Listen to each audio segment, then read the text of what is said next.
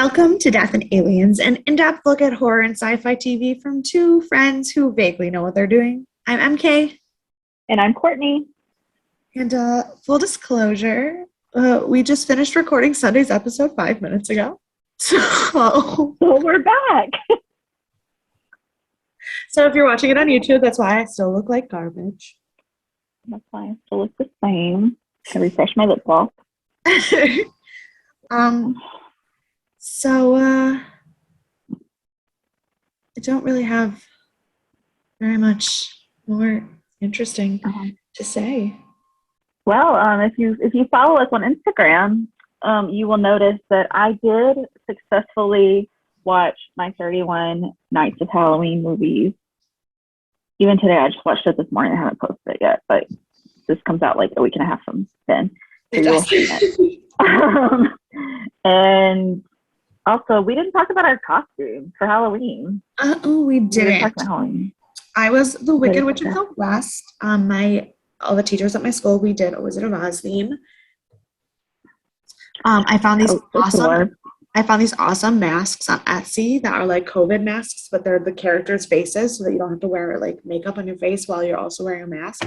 It was fantastic. Best $25 I ever spent. They looked great. I had a lot going on, so I had a very quick costume.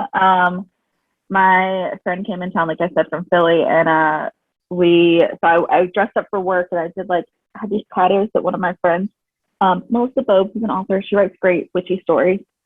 She sent me these cat ear headbands, and so I was like, well, I can just draw whiskers on my face, or Zach can draw whiskers on my face. I cannot draw anything on anyone's face, which we learned because he dressed up as David Bowie, and I had to help him with his lightning bolt, which looked better after he fixed it.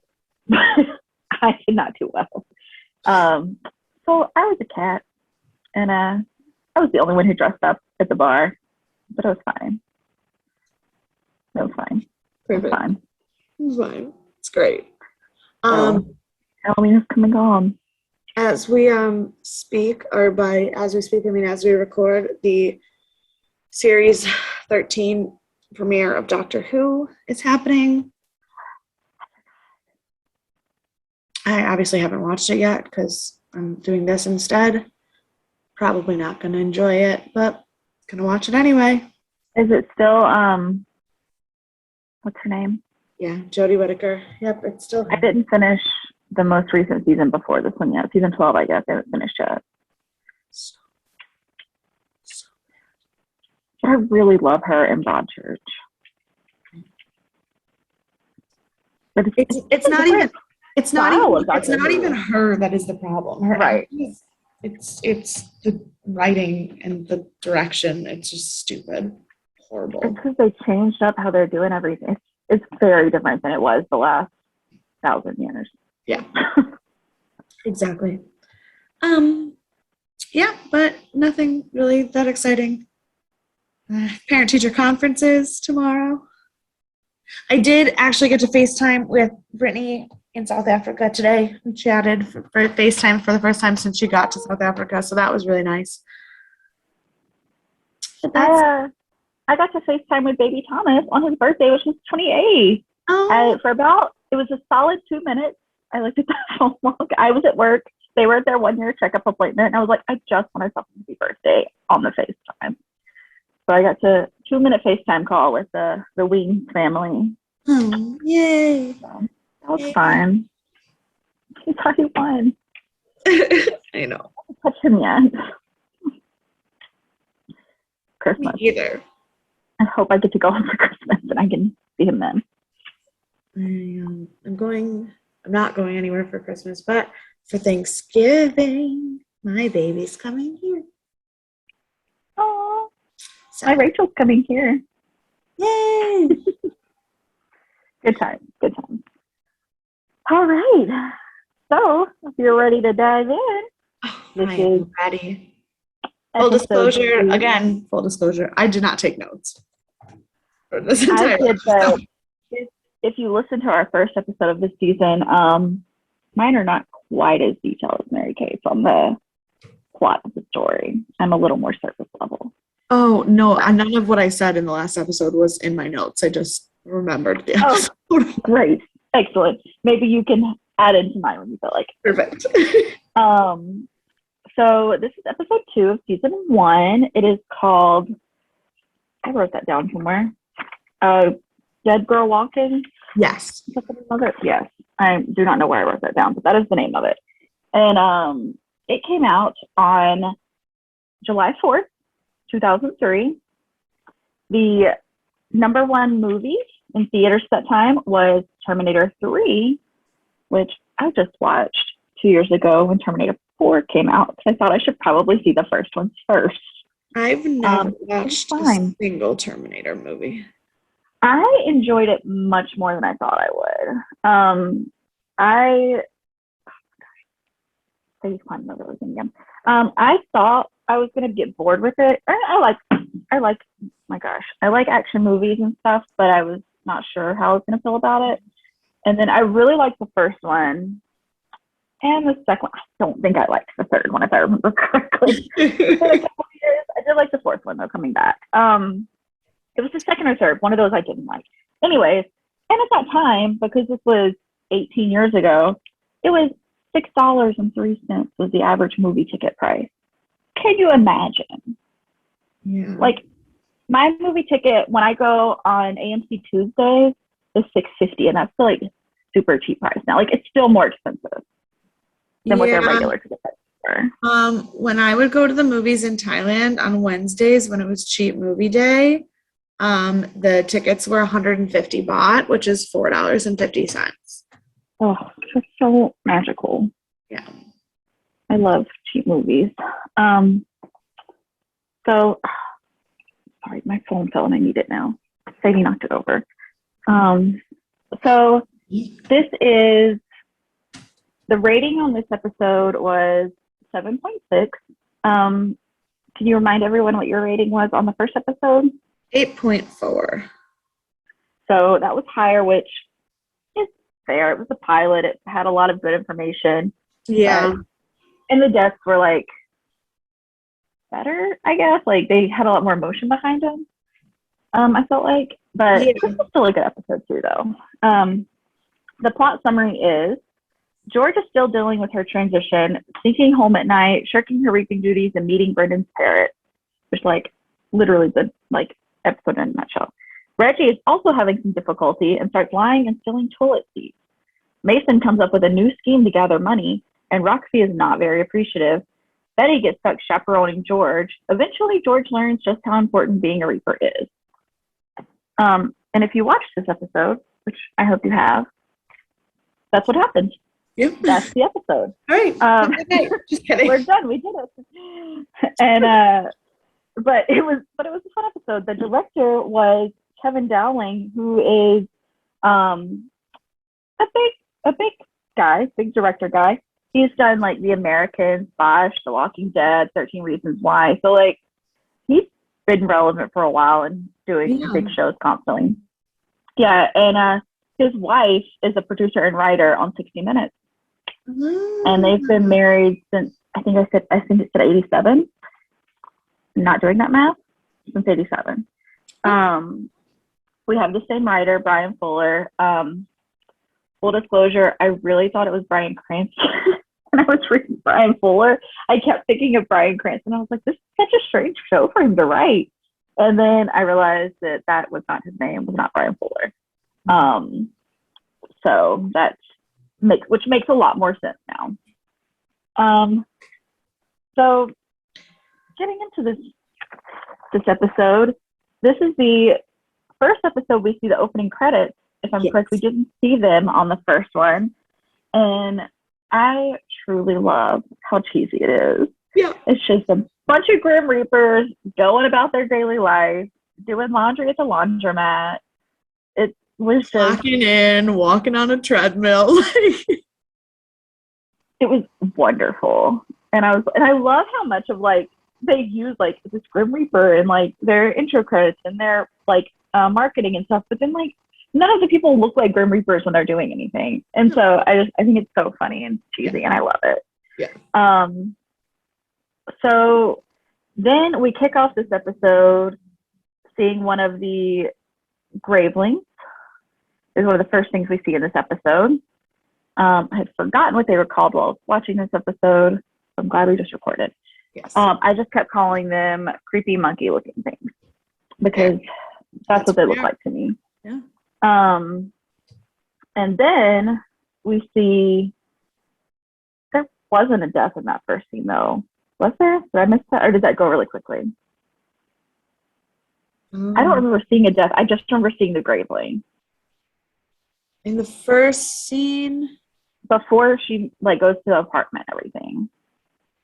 Oh, no, I don't think so. I don't think one happened. So I was thinking about it, like looking back, and I was like, there should have been a death there, and I don't recall that. Anyways, so then we see her at Brendan's apartment, which is very Matthew Lowe's Scream, as Mary Kate has referred to it in the past. And she is sitting down to use the bathroom after she sprayed the whole thing because it's obviously disgusting.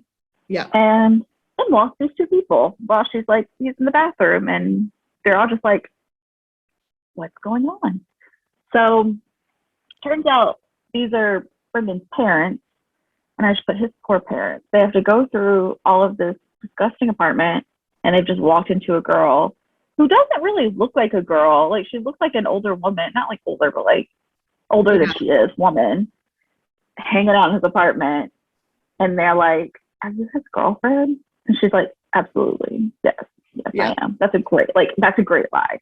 But then she knows nothing about him. And she tells them that the TV they bought him was hers. They're like, I don't think so. Yeah. So they're going through all his stuff or whatever, and then with his parents. And then it flashes over to a scene where Reggie starts acting out. Yeah. God bless her. Poor Reggie. This is the beginning of, so I've only seen 2 episodes, so I'm saying this, full disclosure, just out of my brain. This seems to be the beginning of her acting out. I'm going to guess it's going to increase over time. Well, I mean, it gets real weird by the end of the episode. It does get real weird by the end of the episode, but I'm just going to guess it gets even weirder. And so she starts acting out with like bathrooms, and turns out that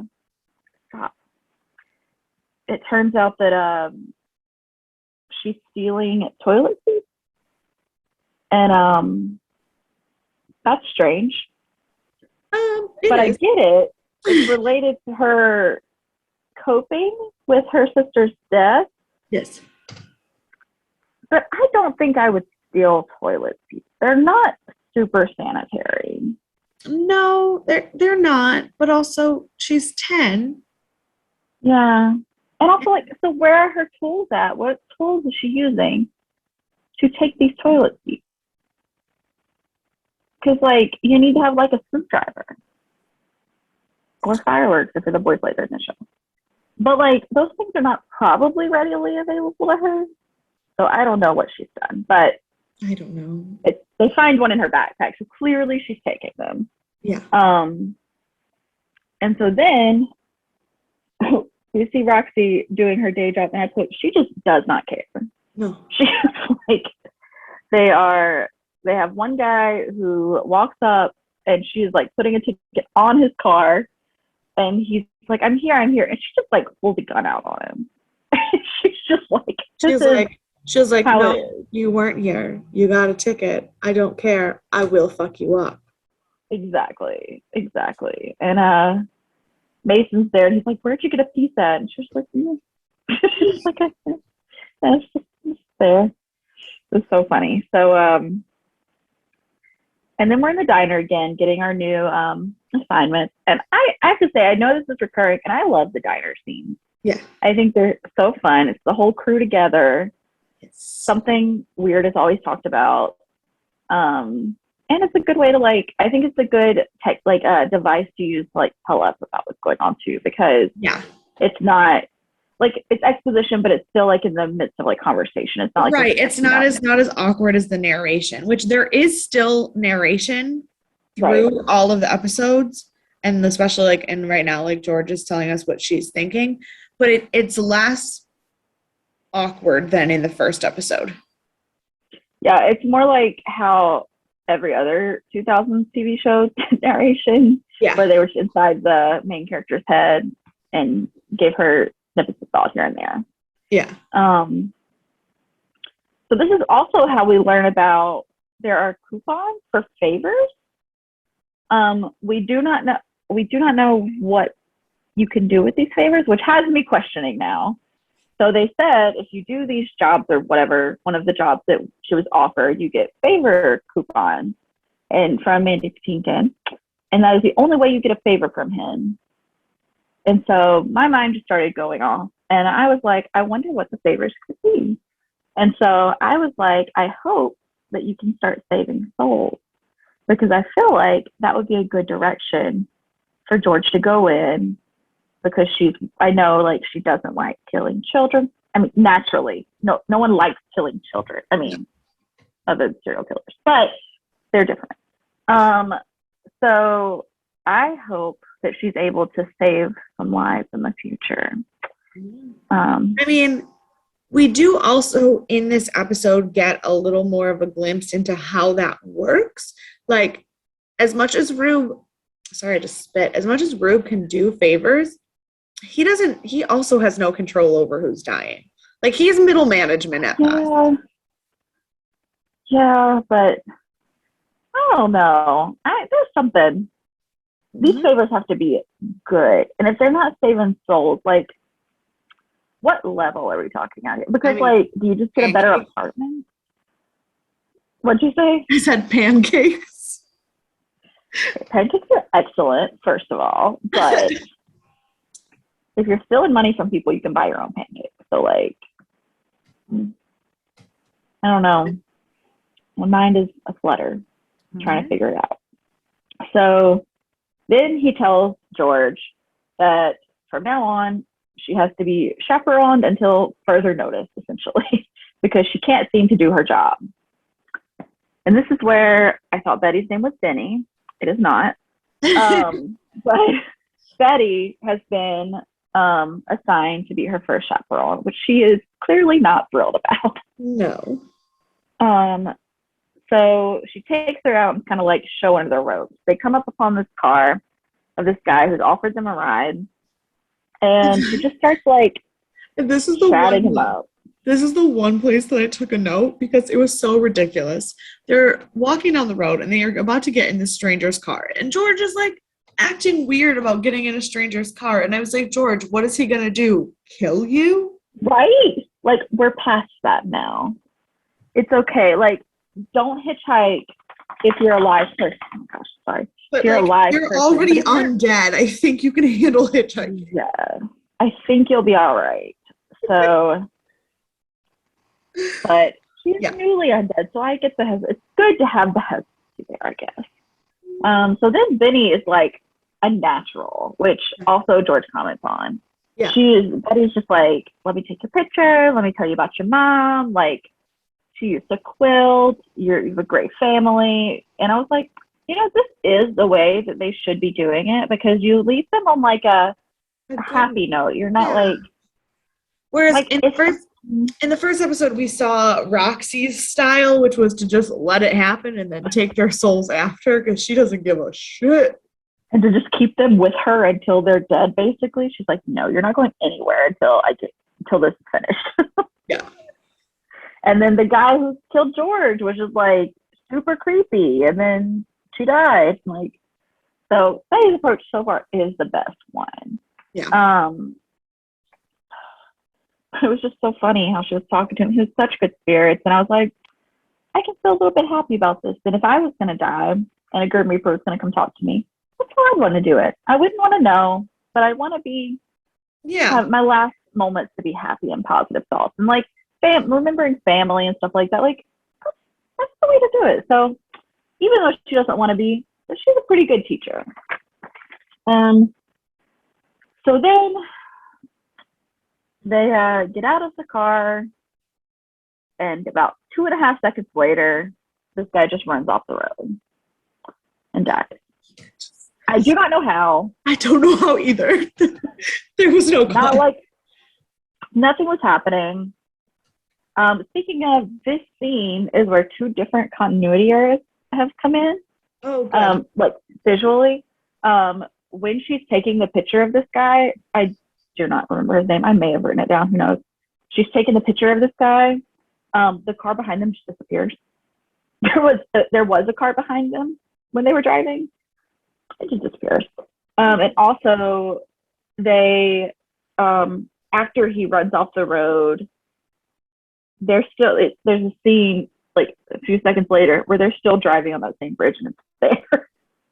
Like, so it's like little things, but it was just like all of the errors were just in the scene. Just that one scene. Just that one scene. I don't know what they were doing that day. They were like, this guy's in a hurry. We have to shoot him fast and get him out of here. I don't know. Like, we only have this car for so many hours. Right. One day. We are not paying more than 1 day rental fee. So I get it. I don't know what kind of budget they were working with. I'm not sure. That could be something we can tell you in the future time. So then at this point, they start to see signs of George's death reflecting in Reggie's behavior. This is where she's stealing the toilet seats and just acting out. Her parents are talking about putting her into therapy, which, like, yeah, her sister just died. She should have already been in therapy, first of all. Every one of you should be in therapy. Yeah, this is when I decided I don't like her dad. Because he was like, she doesn't need therapy. And I was like, yes, she does. Well, welcome to 2003. No one needed therapy. Ugh. There were air quotes if you're just listening and not watching. I truly believe everyone needs therapy. Please do not misunderstand me. Especially this family when their daughter/sister died. Right. Like, geez. Yeah. Not only does your daughter need therapy, you probably need therapy, sir. Exactly. So now George is going along and she's about to take her first soul kind of by herself, where she's like hanging out at the diner and she sees the Graveling, the little monkey guy. And she is just trying to like replicate how Betty talked to this guy. She's like, oh, you're this family and your mother with it. Yeah. Like, so before this actually happens, she's at the diner talking to Rube, and he gives her a post-it note that's basically 3 minutes from now, right here, so that she can't really like run away from it. She's already there. Exactly. And it is again absurd. Yes. So all of the deaths in this show are absurd. And I'm here for it. I can't wait to see them all. I also just finished watching a super cheesy 80s movie slasher on Saturday called The Mutilator, but it also may have been called Fall Break. It's very 80s. Anyways, I'm real into my like awkward death scenes right now. So she's trying to like chat this guy up the same way Betty did the car guy. His name's Monty or Morty. No, it's Monty. I don't know if it's Monty. Okay. And so she's like, are you of the so-and-so family? And he's like, yeah. And she's like, great. And like being super awkward. And he's just like staring at her. And then all of a sudden, as is the fashion of the show, it seems, these two boys above them blow up a toilet seat. Or a toilet, the whole thing. Not just the seat, the whole thing. And the sign on the back of the wall and the ceiling start to kind of like fall in a bit, but not enough to like take out the whole restaurant. Yeah. Just to knock out the Monty and kill him. Yeah. And then a waffle like a fire.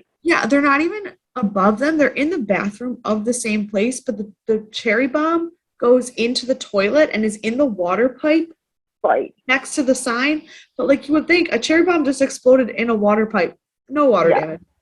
None. Right. No. Well, you saw the ceiling bubble a bit. Yeah. It bubbled a little. And then when he dies, a like fire of sorts with a waffle on it stuck into George's stomach. Yeah, part of the sign falls off and skewers a waffle and her. Right. And so I just thought of Olaf being impaled. And I've been impaled. exactly, George was just like, what the heck? What's going on? And then Rube just like breathes and pulls it over. Turns out the undead can still feel pain. That is the thing we learned in this episode. Yes, but they do heal super fast. And then they heal in weird ways where like the metal from the skewer was inside of her and she coughed it up. And she didn't like that, No. which, to be fair, I also would not like that. Nope, not a fan. I can't imagine it would be pleasant coming up any more than it was going into her stomach. So lots of pain there. Lots of pain there. And then where was I? Sorry. So then she goes home and she's watching this horror movie and she has her new sticky note beside her, JP someone. And I'm so sorry, I did not write down any names of anyone who's not a main character. No. So just I did not either. I didn't write anything. Great. So she has JP on her sticky note and she's watching this horror movie, which turns out to be Gamera, the giant monster from 1965. I do not know what that is, but that is what she's watching. And she keeps watching the clock because she don't want to miss it. And then she falls asleep, probably 30 seconds before it's supposed to happen, because that seems how it was. She wakes up and it's over. And she's like, so then we get the question of, but I don't know. She's not watching the clock like she wants to miss it. She's fully avoiding this. She does not want to go at all. She's like watching the clock to figure out how much trouble am I going to get in? Because we raised the question of what happens if you don't kill them, even though in the first episode, they talked about how the soul spoils if you don't take it. Yes. And so I was like, we already know there's a pretty rough consequence, but that's fine. Keep testing boundaries. So it turns out, because she missed it, Rube took care of it. No. Is it? Yes. So what happens is she shows up with everyone and she's like, what happened? I did this. And he's like, I took care of it. And he dresses as a doctor and basically torture kills this guy and he would cut up an autopsy. And that's how this guy dies. No. Yeah. No, that's not how that happened, is it? He was supposed to be dead before then, and he didn't die because she didn't come take his soul. No, he did. And so he was killed on the table. Die. No, he did die. His soul was just still inside of his body. Oh. Yeah. So his soul, that wasn't him dressed up makes sense. Doctor. It was the actual doctor doing the autopsy, but the soul was experiencing it.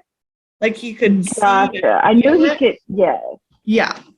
That makes sense. So basically what happened, the idea is that, so in the first episode, she prevented the death. And so she saved the soul. In the second episode, she just didn't show up. And she was like, what happens if you miss the appointment altogether? And so he still dies because the Reapers don't kill them. They just save their souls. So he died, but his soul was then trapped inside his dead body, watching and feeling everything that was happening to his dead body, which is the creepiest thought in the world. It's like that movie where they're asleep when they're being worked on, but they wake up and they're paralyzed. Oh, terrifying. Yeah.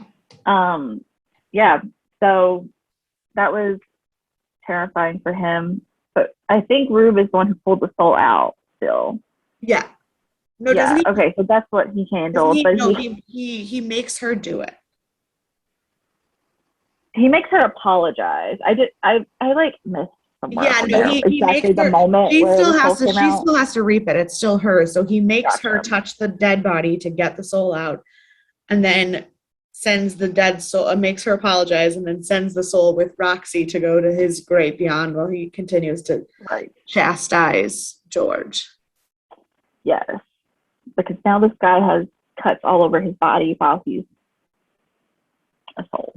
Yeah. Which is a shame. Yeah.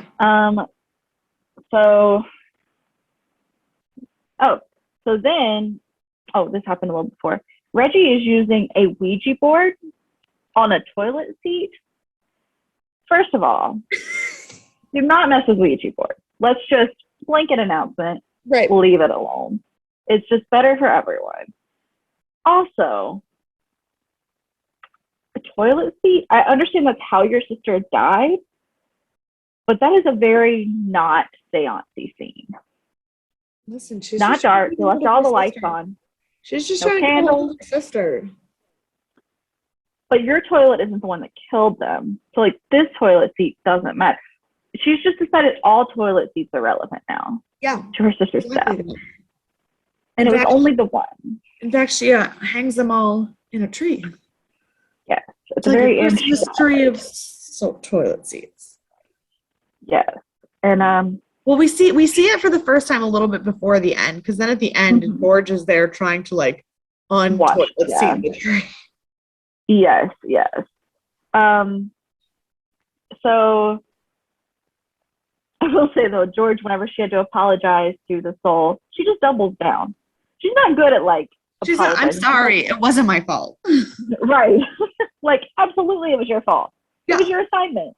100% your fault. Yeah. So okay, George. Right. Good try.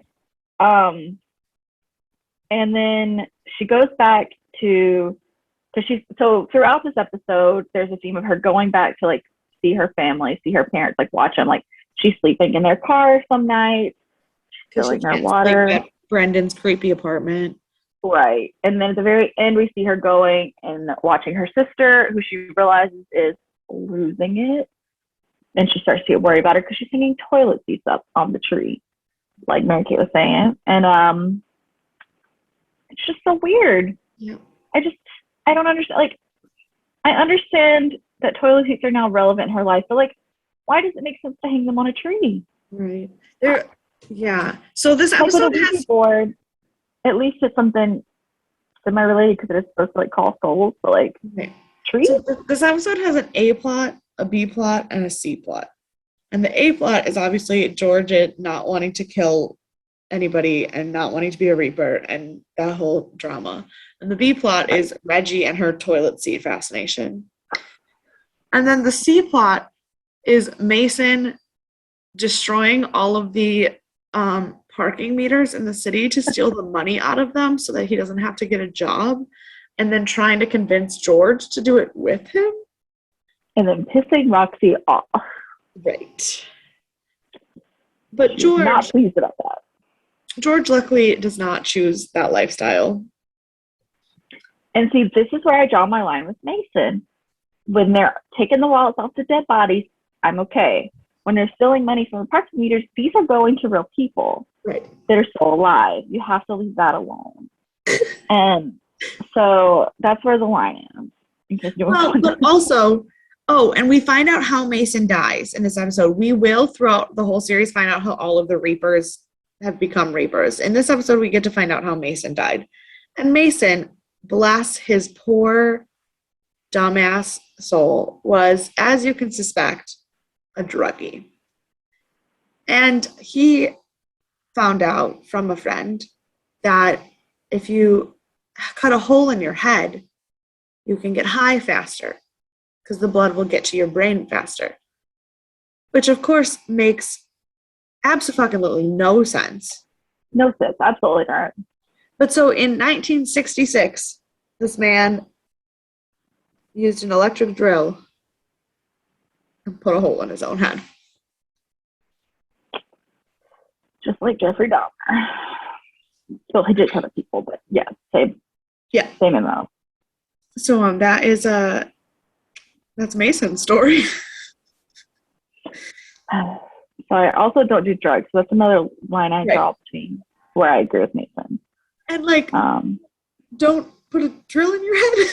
Also that. I also would not be putting a drill in my head. Yeah, no, that's completely off the table. My apartment just started smelling like weed. Someone is like smoking right outside my window. And it's Mason. Maybe it does because I was talking about drugs. Because I was talking about drugs and not doing them. So that is the plot. Well, much quicker. No, but so What the last thing that happens in the episode, the very last thing that happens in the episode, Georgia, in Georgia's attempt to not become Mason and steal things, she goes back to see Dolores Herbig at the temp agency. Oh, yes. And gets her job back, but not as herself, as a different person. Because since she lied to Brendan's parents about being his girlfriend, the people at the apartment now know she lives there and are charging her rent. Yep. I did forget. I forgot to write that down. I saw it. I was like, oh, okay. And then didn't write it down. Yes. Yeah. So I assume that's where we're gonna start next week's episode. We'll see. Back at the temp agency. Yeah. So some trivia. Oh, some trivia for you. I did look up Ellen Moose coffee chain, as I said I would. It is Moose Rostenhouse. It's a German roasting house.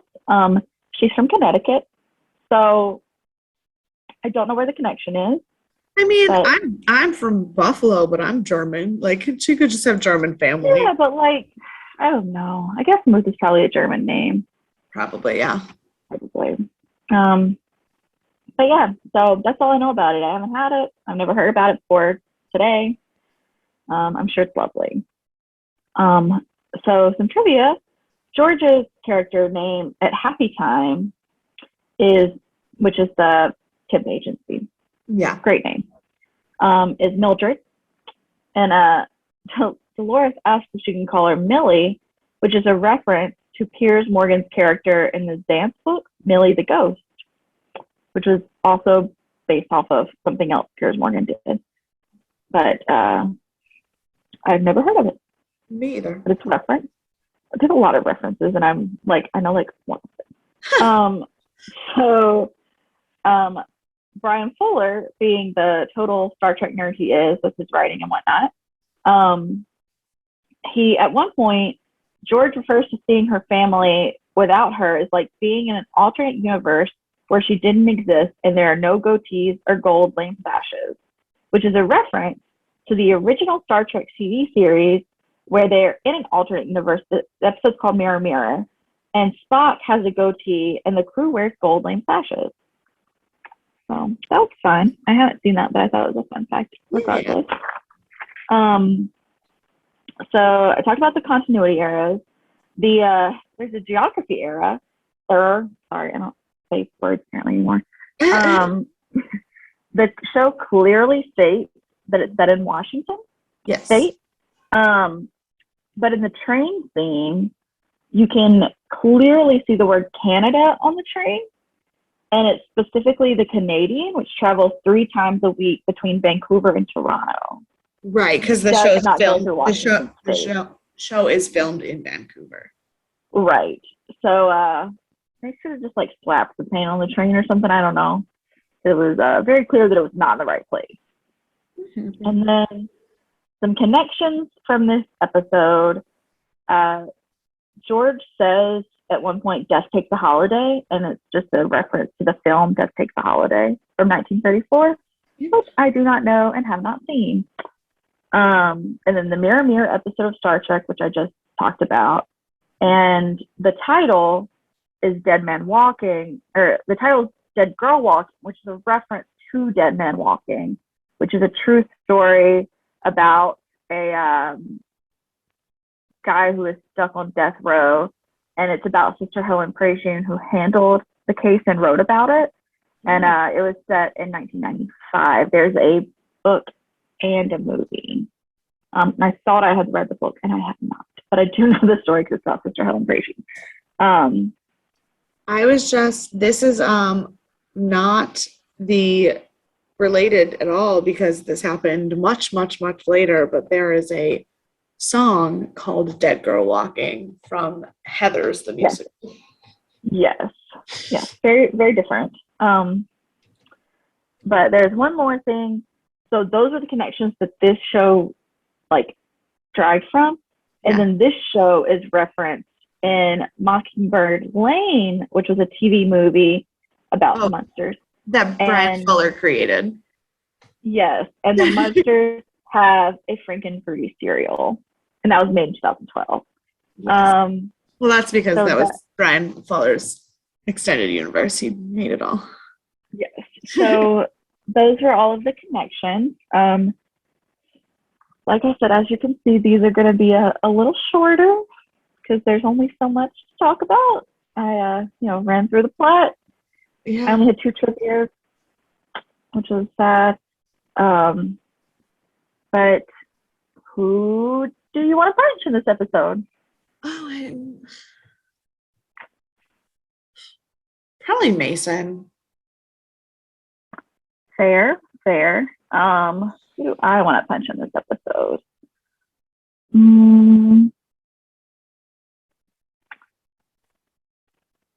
I think I want to punch her dad who doesn't want to send her sister to therapy.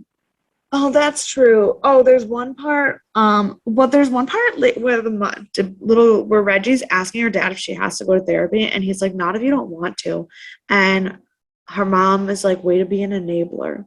And the problem is that they're both correct because you can't really, you won't really get anything out of therapy if you don't want to be there. So like Right. the dad's not wrong, but also the mom's not wrong either.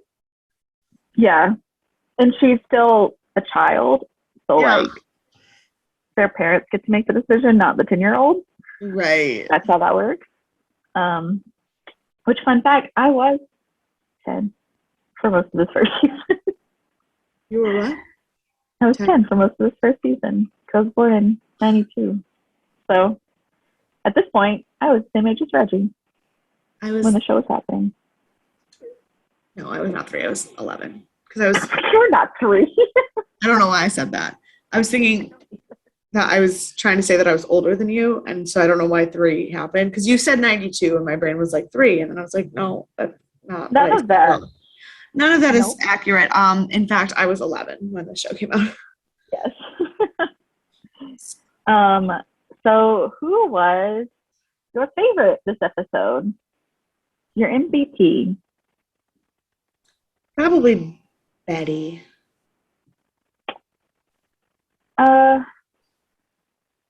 Yeah. I think I don't know, it's between her and maybe Roxy, just because she made me laugh a lot. I just found a website called moviemistakes.com, and I found a plot hole that I would like to discuss because it connects to these 2 episodes that we've watched so far. Yes, please introduce it. People who do not have their souls retrieved before they are killed will suffer the effects of the death on their soul. Example, the autopsied man had scars and cuts on his soul. Mm-hmm. So how come the woman who was crushed by a piano was unaffected?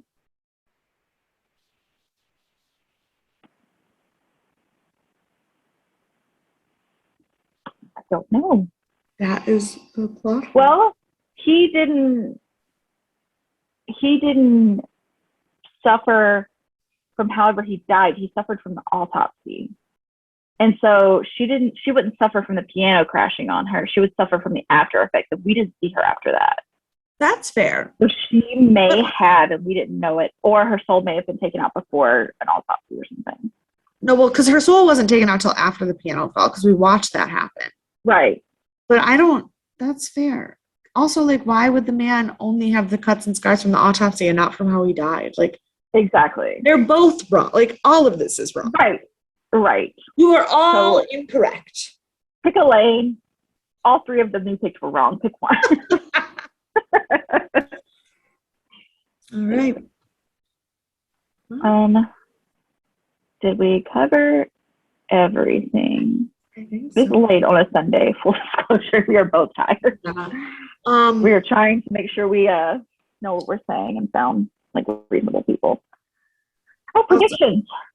Predictions. We're gonna do predictions. We'll probably only do predictions on our Wednesday episodes, just because we will be recording Sunday and Wednesday's episodes together. So we'll already have seen Wednesday's episode, so it's silly to make predictions. Exactly. Predictions. Well, I think Reggie's gonna do something real dumb. I don't know what yet, but I don't remember what happens next. Yeah. Well, I think that someone's going to use a favor card next episode. with Rube. Because I really want to know what they use them for. Just sending it into the universe, even though it's already happened. I do think Reggie's going to do something weird with toilet seats, but I wonder if George is going to make herself known to Reggie the same way she did the moist on the fridge for her mom. So I think she might reveal herself in some way to George to try and help her stop acting out, even though I don't know that it's not like work because that would freak me out more. Dolores is going to be even weirder with her happiness. Yes. Do you think we're going to find out how one of them died next episode? Yes, I do. I think we will probably find out Betty's death first. I would guess she's probably next because she's kind of the next in the line of people that seem important. Yeah. So I think we did it. We did it. We made it. Yeah. It is very short, guys. But it's fine. We will do our best to. We can only talk about so many things that happen. Yeah, I mean, the thing is, because it's a comedy, the pacing. I mean, the pilot episode was just a long episode, but in a comedy, the pacing is really quick, and so much of what's fun about it is the quote, like, is the dialogue because it's a comedy. So, like, unless we went into every single thing that they said, it wouldn't really be a lot. Like, so it's hard to go through that. Like, sorry, I was looking at the quotes, and there's one thing that I did want to say that is just about, like, the emotional part of the show. Basically, George is really trying to get out of being a Reaper, obviously, like we see. And she talks a lot about how she doesn't really have a choice, but there's a moment where Rube kind of tells her that she does have a choice to be there or not. Like, if she continues to, like, not do her job, she's just going to not be a Reaper anymore. And he was like, but think about all the things that you like. And he lists all these things that, like, he likes, and then the things that he wants to keep around, like, reasons why he wants to still be able to be on Earth, like eating spaghetti and listening to Leonard Bernstein's music and, like, stuff like that. And it's a really beautiful quote. And I don't know this for a fact. I have never seen this on a trivia thing or anything like that. But I feel like a lot of the things that he says are just things that Mandy Patinkin actually loves. I would say that's probably true. That feels very accurate. Right. It just, like, felt so real. I love how he ends that quote because she's like, and what if I don't do these things for what I like? He's like, then you go away and you don't get to like anything anymore. And it's like, so matter of fact, but also, like, that's really sad. Like, to not like things. But, like, I think one of the things that I like so much about the show is, like, even though it isn't, it's like I said, there's no religious aspect to life and death in this show. And, like, even in the first episode, like, George talks about how she didn't ever think that God was real. But there's something that's so, like, what is beautiful about being alive? Like, what are the things that make us human and that make being on the planet worth it, whether you fit into any one religion or not? And it's like things like eating spaghetti and listening to good music and, like, laughing. I do not enjoy eating spaghetti. Okay, well, you're fucking weird. No, but, like other pasta dishes. No, but, like, good food and music and laughter, like, whether or not you believe in God, those things still make life worth living, worth it. And that's the thing, is if you don't believe in an afterlife, that kind of is what life is. Like, you go away and you don't get to like things anymore. Right.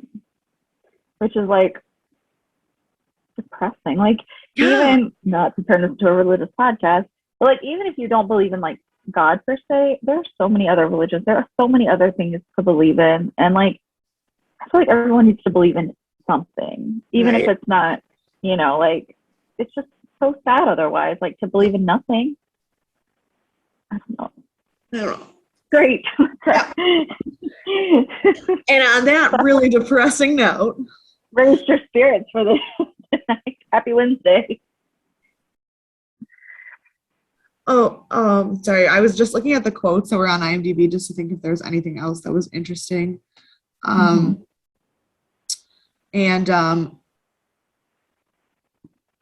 this is just one of my favorite things that Rube says for the whole show, and it's one of the things that like you see quoted on Reddit a lot is when he's telling her that she messed up, he says, "You really fucked the dog, Peanut." And I don't know what that's supposed to mean. No, absolutely not. But that's all right. That's a thinking quote. Hashtag thinking quote. Yes. I like it.